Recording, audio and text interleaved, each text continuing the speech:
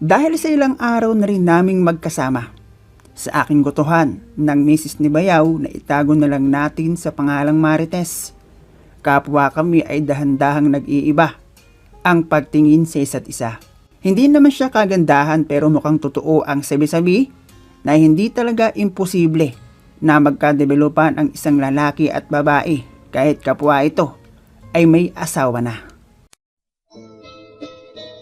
Hello guys and welcome dito sa Kasgul TV. At syempre kung ikaw ay bago dito sa aking channel at trip mo ang ganitong klase ng kwento, palike and subscribe naman dyan.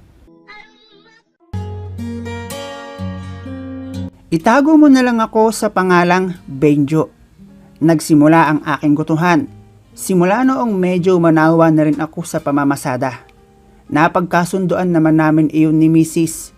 At dahil kailangan ko ng serbedora at nauutusan, bilang ako na tagaluto at may-ari ng gutuhan, sinabi ko sa aking Mrs. na kung pwede para makatulong na rin kami at hindi na rin kumuha ng iba, ay ang asawa na lang ni Bayaw ang aming kunin. Bagay na wala rin naman siyang trabaho. Nang malaman iyon ng mag-asawa ni Bayaw, agad rin naman silang pumayag dahil hindi rin naman stable ang hanap buhay ni Bayaw at madalas nga wala. At siya ang naiiwan sa mga bata. Kumbaga, si Marites ang madalas na dalawa ang nadiskarte. At kailangan talaga nilang magtulong para sa anak nila na habang lumalaki. Nagiging magastos, which is natural lang naman sa buhay ng tao. Nakakuha kami ni Mrs. ng uupahan na pwesto. Medyo malayo nga lamang sa bahay.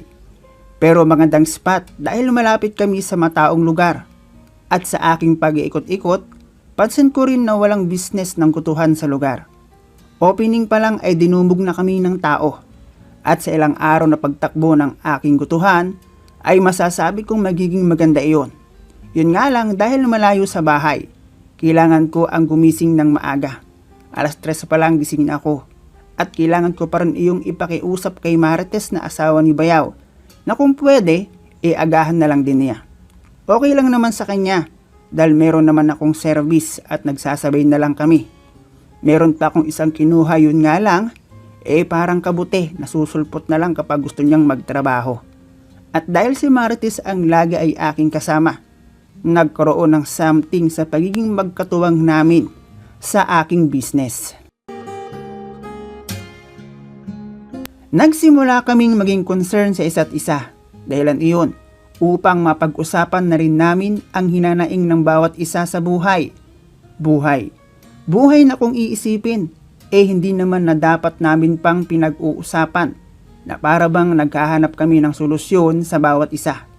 Na pati ang maliit na bagay kasama sa buhay bilang may asawa ay nagiging issue na rin. Hanggang sa tuluyan nang mahulog ang loob namin sa isa't isa. Nagsimula ang lahat sa simpleng holding hands na madalas mangyari kapag hinahatid ko si Marites malapit sa kanila kapag siya ay paalis na. 9:00 kasi ng gabi kung minsan kami nakakauwi. Pinapatay ko ang ilaw ng service para maging madilim ang paligid. Iyon kasi ang hinahanap ni Marites kay Bayaw. Hindi kasi siya hinahatid at sinusundo. Bagay na ang alaga na hinahanap ni Marites kay Bayaw ay sa akin niya natagpuan. Wala naman akong issue sa aking misis. Wala rin akong masabi sa ugali niya. Kaya lang talagang hirap umiwas. Lalo't si Mrs. bago ko naging asawa, dalawa na ang aking naging live-in partner. Kaya ang simpleng holding hands kapag madilim ay parang sakit na unti-unting lumalala. At ako bilang lalaki hanggat pwede pa, sige lang. Dahil sa namamagitan sa amin, nagkaroon kami ng malalim na ugnayan hanggang sa puntong meron nang nangyari sa amin. At kung saan, doon mismo sa gutuhan bago kami umalis. Nagkagustuhan kasi at umabot sa ibang carrots na ang nililinisan ng aking assistant. Lumalim ang namamagitan sa amin. Sa halos kulang na lang ay magplano kami ang magsama. Nakikita kasi namin ang sitwasyong magkatulong kami sa go-to business. Kahit kapwa kami, kasal sa aming mga asa-asawa at mayroon ng mga anak. At sinisigurado ko hanggat kami ang magkasama, sa gutuhan ay lalo lang lalala ang sitwasyon. Napakalaking problema ng aming kinasangkutan na ang lahat ng iyon, agam-agam pangamba, ay nawawala sa tuwing didilim at masosolo namin ng isa't isa. Dumating din kami sa puntong bago magsimula ng pagtitinda. At pagkatapos ng pagtitinda ay may extra muna kaming ginagawa. Tunay ngang hahanap-hanapin mo kapag bago. Aminado rin kasi akong sa amin ni Mrs. hindi na rin masyadong uso ang midnight snack. Hanggang sa magkaroon ng problema sa magkabilang partido sa magulang ni Bayaw na aking biyanan at magulang ni Marites na biyanan naman ni Bayaw. Usapang ugali at sangkot ang magkakapatid nila Mrs. at magkakapatid ni Marites. At doon lang natigil ang lahat ng aking pagtatampisaw sa lawa na para lang dapat kay Bayaw. Kung hindi lang sana niya hinayaan na magtrabaho si Marites, di sana hindi siya nasingitan. Hindi nyo kasi alam, may batugan kasi ang asawa ni Marites na aking Bayaw. Sa halip na siya ang nagtatrabaho, siya ang nasa bahay at nag-aalaga ng bata. Kung minsan nga o madalas pa, madarat na ni Tess sa kanila, may barkada at nagiinuman pa. Hindi na rin ako nakipagkomunikasyon pa kay Marites. Mahirap na, tama na yun. Ang masasabi ko lang, mas okay siyang kabit kesa sa maging assistant.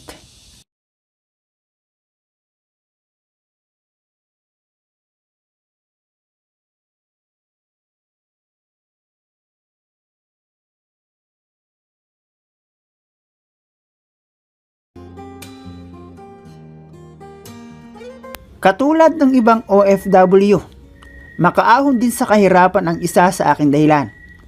At alam ko, isang malaking pagkakataon din naman iyon para sa aking mister upang magawa niya ang mga chismis na aking naririnig. Kung totoo ba na meron siyang babae sa kanyang trabaho. Itago mo na lang ako sa pangalang Angelica ng Tarlac.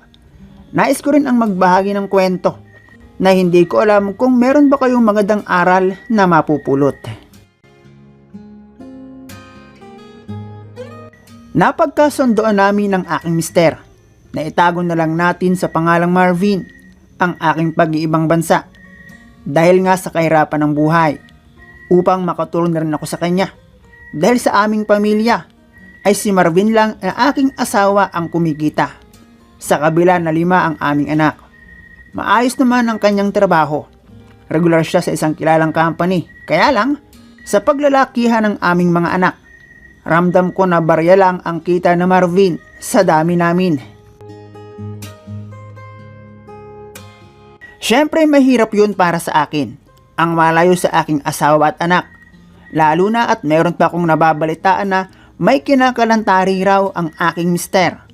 At sa aking planong pag-alis kung totoo yun, para ko na rin silang binigyan ng pagkakataon. Pero nang dumating ako sa ibang bansa, bilang yaya sa anak ng isang pamilya, nag-iba ang ihip ng hangin matapos ang ilang buwan na maayos ang trato sa akin ng amo kong lalaki. Simula noong palihim, ninindagdaga ng aking sahod. Alam ko na noon pa lang ay may ibang kapalit iyon pagdating ng araw. Dahil pansin ko ang makatunaw na titig sa akin ng gwapo kong among lalaki. Bagay na sa huli ay hindi ko naisip na pahindian dahil na rin sa kabaitan niya sa akin.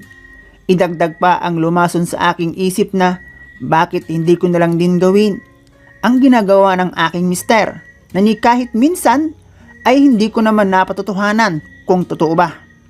At inaamin ko na bukod sa nahulog ako sa aking among lalaki, ang pera na iniaabot niya sa akin tuwing gagawa kami ng bagay na hindi para sa amin. Sabihin na lang nating 2 lagusan ang tinatahak ni Sir sa kanyang mismong pamamahay, ako at si Ma'am. Hinayaan kong gamitin ng aking gwapong amo ang mani na para lang dapat sa aking mister na si Marvin. Inisip ko rin kasi na dignidad lang naman ang nawala sa akin. Nasa ibang bansa ako at kailangan ko ang makisama para safe. Sa maniwala kayo at sa hindi. Ako si Angelica at ang aking among lalaki. Hanggang sa umuwi ako sa Pinas. Sa loob ng 3 taong kontrata, ni hindi man lang kami nabuko. At wala rin kaalam-alam ang aking mag-aama na butas ko ang nagtrabaho para sa mga perang kanilang ginagasta.